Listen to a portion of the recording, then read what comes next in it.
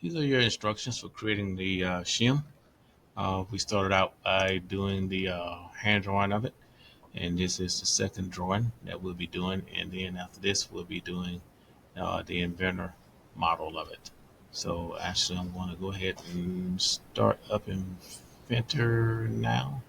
Well, I'll do it later. But yeah, we're going to do the shim first, and then we're going to do the Autocad version of it, and then we're going to do the inventor version of it, and likely in another video. So I'll just wait until then. Okay, so we're going to start out with our object lines, and this object is 8.5 inches long by 5 inches tall. So we're just going to start out on our object line layer, and we're going to make a rectangle.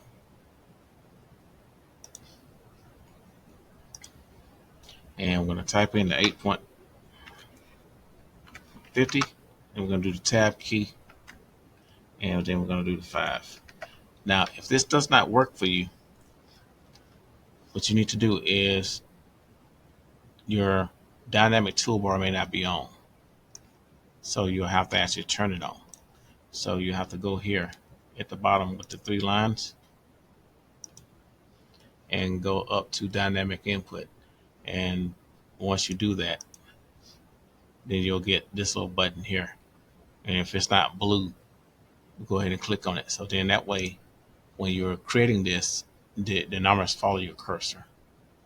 All right, so we have that on there, and we're gonna just kind of move it a little bit to get it centered. Now here's a way you can center this on the paper without trying to guess it. So if you do move and then select the object, hit the enter button, and hold down the shift key, right mouse click, and choose mid between 2 points. You can choose that point and that point. Then hold down the shift key again, right mouse click, do mid between 2 points, and choose top corner to bottom corner. It'll be right there in the center. All right, so that's an easy way of actually centering your drawing on the sheet.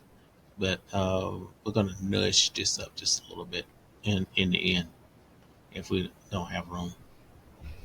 All right, so next we're gonna do a square, and we're actually gonna use that actual technique to do the square. So I'm just gonna take a square, and the square is 3 by 3. So I'm gonna just use 3, use the tab key, do 3 again, hit the enter button. Now because it's not centered, I need to center it. So I'm gonna do move.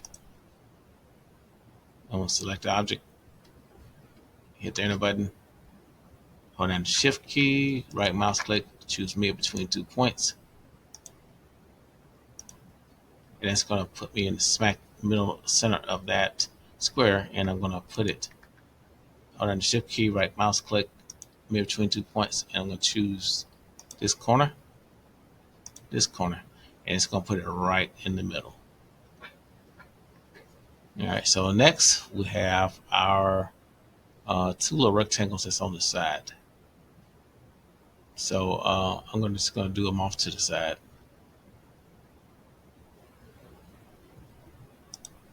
And they are 3/4 of an inch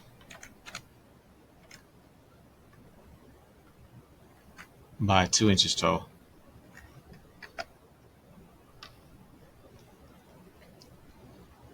Now the easiest way to do this would be simply to take a line, hold down the shift key and right mouse click and choose midpoint, and make sure your ortho is on,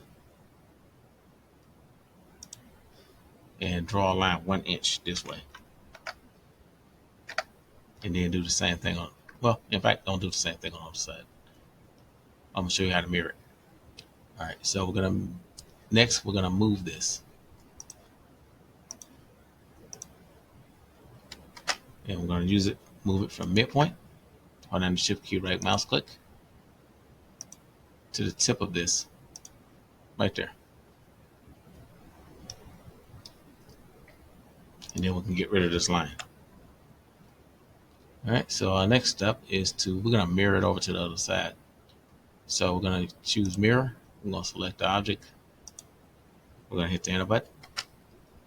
And this time we're going to hold down shift key, right mouse click. We're going to choose midpoint of this top line. We're going to move our mouse down or up, either one. Click once, hit the enter button to acknowledge no, that we don't want to delete the original object. And then that's it. So all that we got left are the corners. So the corners are offset to the inside of like, I do believe they're 2.5. So I'm gonna pause this real quick to get a sheet. Okay, so it's actually 2 1/4. So what I'm gonna do is explode this rectangle. So I'm gonna click on explode, select the rectangle anywhere on it, hit the enter button. And when you explode something in Autocad, what it does, it turns things that are joined together into single lines. So I'm going to use offset, and I'm going to type in 2.25, which is the same thing as 2 1/4. I'm going to offset this to the inside.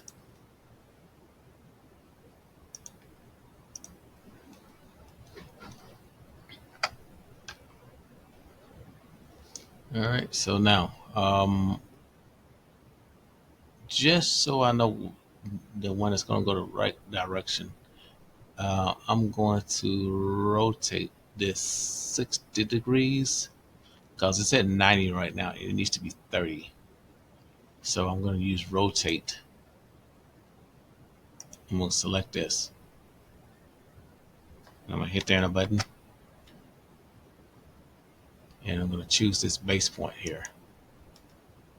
And I'm going to do 60, which should turn it counterclockwise. All right, so that works out pretty good. Now, the option here is that I don't necessarily need to do this on the other end. I can simply use mirror.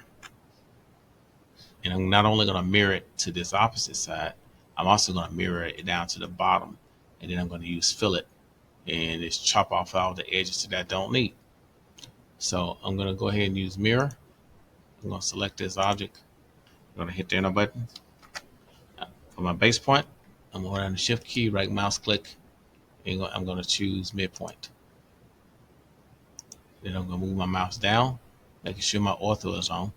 I'm going to click once, acknowledge that no, I don't want to delete the original objects, and then I'm going to hit the enter button. Then I'm going to mirror these two down to the bottom. So once again, I'm going to click on mirror. I'm going to select these two, hit the enter button, and this time I'm going to choose midpoint. Hold down the shift key, right mouse click, click on midpoint, and I'm going to pick a line that's on the side. And I'm going to move my mouse either to the right or to the left. And then I'm going to click once, like I did before, hit the enter button to acknowledge that's what I want to keep. So now, after that point, we just need to fill it with a radius of 0. So when we fill it, hit R and enter to make sure your radius is 0. If it's something else with a fill it like 0.25 or something, just change it to 0, hit the enter button, and then we're going to select. Now we're going to be selecting on the inside edges to do this. If you select out here, it's going to disappear. So let's say, for instance, I want to fill it this and this, and I selected this side. See, if you select that side, that line disappears. So we want to make sure we're picking the right side of this. All right, so when we fill it, all we really got to do is just really hit there once. It's self-terminating, so what we have to do is just restart it. You can go back up and click on fill it, or you can just hit the enter button to restart the command.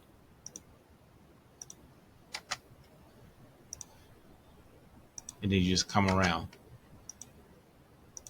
the edges.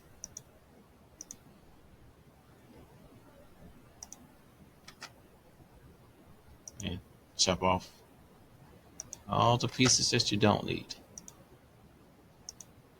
Now, if you want to go through the process of doing trim, that's fine. Feel this a little bit quicker. But if you want to trim it, it works the same. Just as long as the end result is what you're getting. All right, so we're going to be putting the same dimensions on that are on the sheet because they're pretty accurate as to what they are. The only thing that we're missing here is a center line down the middle. So I'm going to switch over to center line, and I'm going to draw a line from midpoint to midpoint by holding down the shift key and right mouse clicking and choosing midpoint. And I'm going to do the same thing, going up and down or vertical.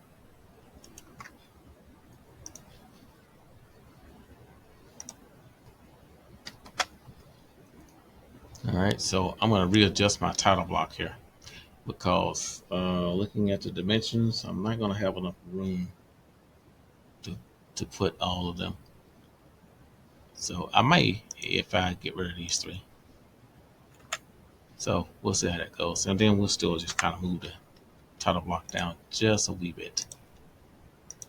So I'm just going to kind of move it down just a little bit, about right there. And then that gives me enough room. So centered isn't always good. It's not always good for the object itself sometimes. Sometimes it's about centering it with the dimensions as well. So in this case, we had to make some adjustments. All right, so I'm gonna switch over to my dimension layer.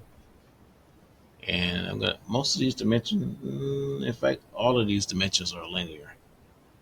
There's not any that's anything different. All right, so I'm gonna just start with this one. I'm gonna click. I'm gonna do that one. Like they have it on here. Now we can put the word square, but we're not gonna do that. All right, so we have. Let's start with the ones at the bottom. Well, in fact, let me show you one you haven't done yet. We're gonna do an angular dimension. So we're gonna click on angular, and this one gets a little tricky because you have to select actually these two lines first. Then you gotta drag it, sort of flip it, and give you 30 degrees there instead. And now we can do the majority of our linear dimensions. So we're just going to drag that down about right there. And then we're going to do an overall from one end to the next. Pretty much like they are on the sheet. And you'll be doing the same thing in Inventor. All right, so as you see, it kind of ran into the title block here. So that might be another little adjustment we need to do. All right, and we got one here for 2.5 2 inches. So we're just gonna kind of drag that there. Now we could just go ahead and drag it out here if we wanted to. And then we're gonna do the one for 5, which is from top to bottom. I'm gonna drag it out here. Now it's not really good practice for all your numbers to be lined up together. So you may want to just stagger them a little bit. So just kind of move it down so they're not all aligned together. Because otherwise, sometimes they're too close together. It looked at is 200,000, 200,500. It's rather than 2 inches here and 5 inches there. All right, so we have our distance between here and here. We're going to bring that down and line it up with that one. And also, we have one from here to here. We're going to bring that one out. Click. And we're going to couple on the side over here.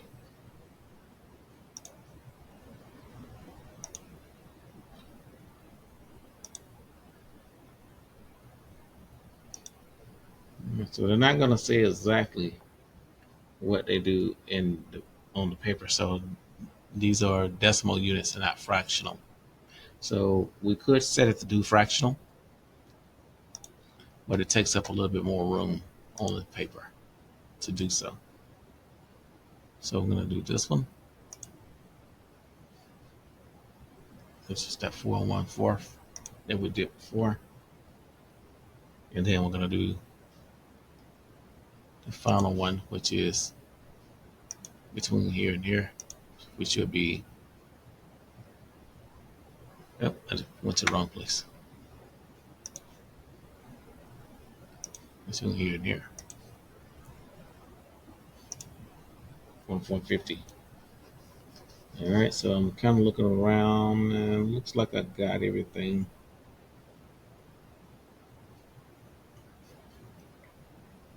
And I actually gave this the wrong name. It should be called a base plate.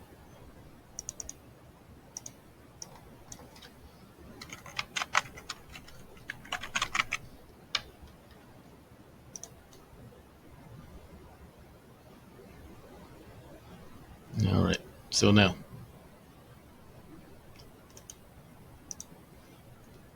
so we'll have to make that correction in Google Classroom as well. All right, so if you need to, well, you do need to put the other text in here. So let's just take the text, copy it, and turn our ortho off. And I'm just going to kind of put it where I need it.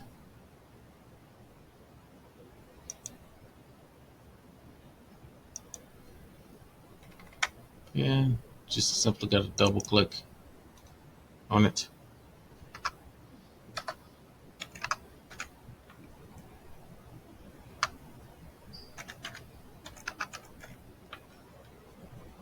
Our scale is 1 to 1. Drawn back. Your name. And period.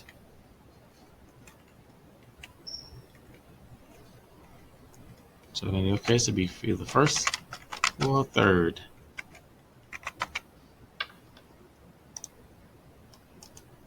All right. So I've been having some issues with exporting. So we're going to use our print option instead.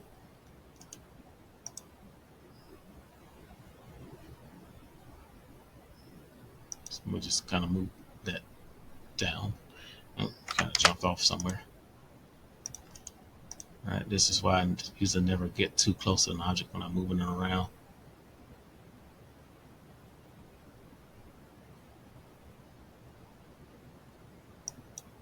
All right, I think that's pretty good. Okay, so I'm just going to, normally I would double click on the roller wheel, but if I do it, everything that I've done comes up. So I'm just going to zoom in here. All right, and I want to move the 3 out the way so it's not crossing over that. So I'm going to kind of move it here to the right so the numbers aren't colliding with the center line.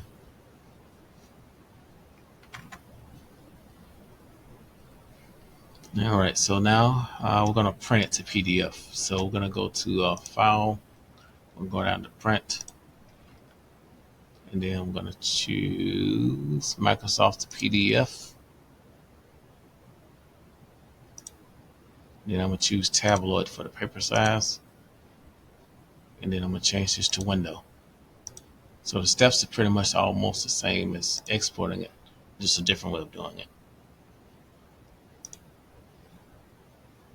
And at the end, it's not going to pull a file name. So after you hit OK, it's going to come up and ask you where you want to save it, and we'll give it a file name. So in this case, since I know which one it is now, we'll do the base plate, hit save, and that is it. So that's right at 20 minutes for me. So it shouldn't take you maybe a little bit longer to do it. But that's pretty much it. So you're turning a PDF file. on Google Classroom.